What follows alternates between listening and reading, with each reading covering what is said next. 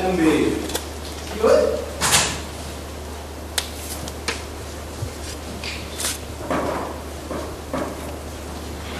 Traffic bad today? A little bit. Filled me up. Not too bad.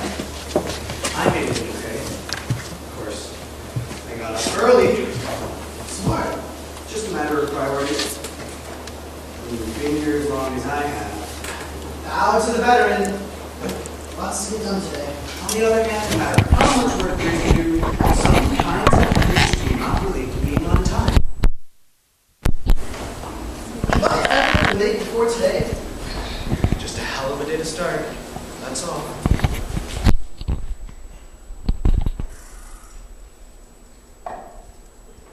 tell you the truth, it wasn't really a traffic problem. Got pulled over. Not because I was speeding. I was doing 5 miles under the speed limit. No, I was pulled over because I was black. Had my $800 suit on, driving my oh-so-corporate Beamer. Taillight's fine. With the way tags on my plate and everything. Didn't seem to matter. State cop, flashing lights, wee-oo, wee-oo, pulled me over. I said, "Why, officer? What can be the problem?" He said, "Get the fuck out of the car." So I did. I moved slowly, didn't want to spook him. Oh, did I mention he was white? So I'm smiling, and I would be talking if I hadn't been told to shut the fuck up. Meanwhile, he's pulled his gun, tells me to put my hands in the back of the car and spread my legs. And I do this remembering that I really haven't done my stretching recently. His partner's on the other side of the car pointing his gun at my face. Partner's just a kid. Sweating, nervous, itchy trigger finger. Probably his first time out. You know, he was white too. Probably just a coincidence. So the older cop reaches for my wallet, and he looks at it and goes, "Denby, eh? That's not a very black name." I feel the barrel of the gun press against the back of my head. And I say, "It's just a name." And there's this really long moment, and I look up at the young patrolman, who yells, "Don't look at me!" So I don't.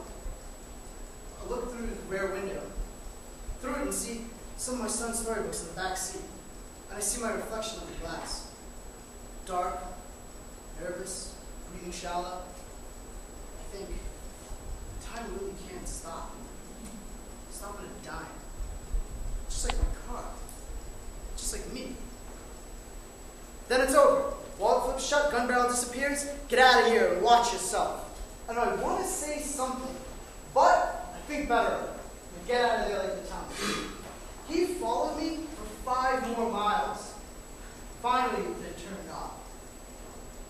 But here I am, just a little bit late. The late Mr. Denby, eh? It was almost funny when you think about it. I've never been pulled over in my life. You're white.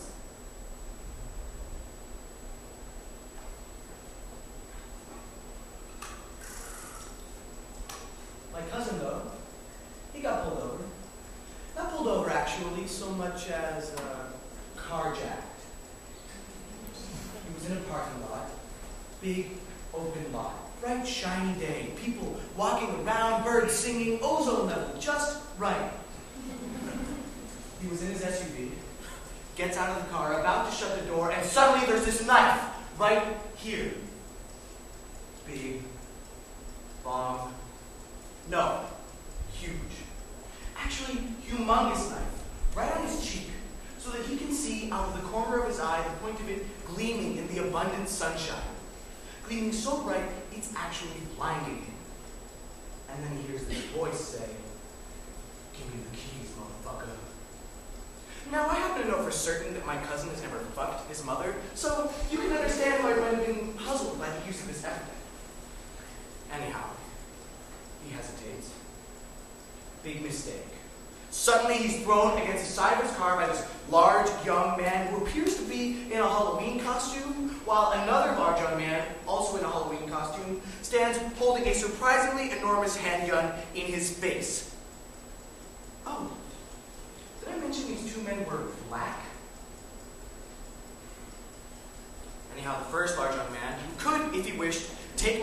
keys at that point, since my cousin was, sensibly, I'd say, not offering any resistance. Instead, puts his knife away, takes out his own gun, and uses it to beat the shit out of my cousin, while the other large young man looks around for any witnesses he might need to shoot. And it's about this time my cousin realizes these two large men aren't wearing Halloween costumes at all. That's just their clothes. And as he's starting to lose consciousness, the first large young man, who is black, I didn't mention they were both black, right? Jumps in my cousin's car, and peels out with his own friend behind him in their own car. My cousin was in the hospital for 9 days. At first, they weren't sure he'd live.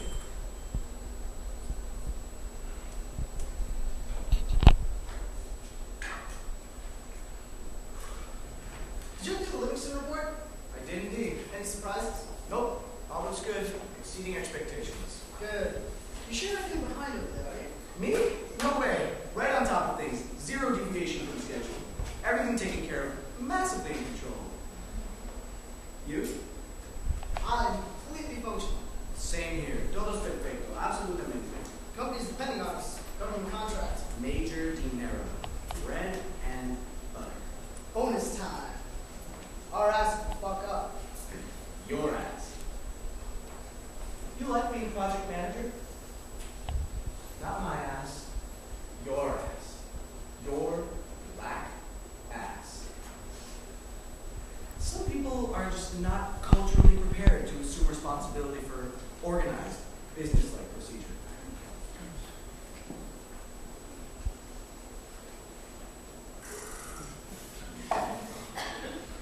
When I first came to work here, Mr. Standpipe sat me down, looked me right in the eye, and said, "Denby, we have a whole division at this corporation that's devoted to nothing but harassment. Racism, sexism, ageism, disableism, fatism, homophobia, you name it. And we handle it all in a very special way." And I said, "Well, what way is that?" And he said, "We don't whitewash the problem around here the way some corporations do. The plain and simple fact is, humans are prejudiced animals. That's just the way we're made. The more we try to hide it, the less chance we'll have to transcend it. So we don't hide it around here. We look each other right in the eye and say, I don't like you. Don't like your TV shows, your music, the way you act, the way you dress. I just don't like you. Don't like being around you. But," Mr. Sandpipe said, "we do it all with discipline. We do it with this." I thought he was crazy. But the more I thought about it, the more sense it made. Other corporations end up with crippling lawsuits and endless arbitrations. At the end of the day, they have to let good workers go. Here, you just turn the dial, let fly for a minute or two, and get right back to work. Gotta admit, it saves a ton of time. Otherwise, I would be chewing your cracker ass all day.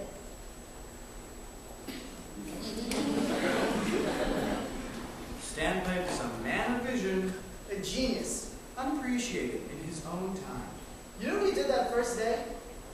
He set his own timer and thanked me for reinventing basketball.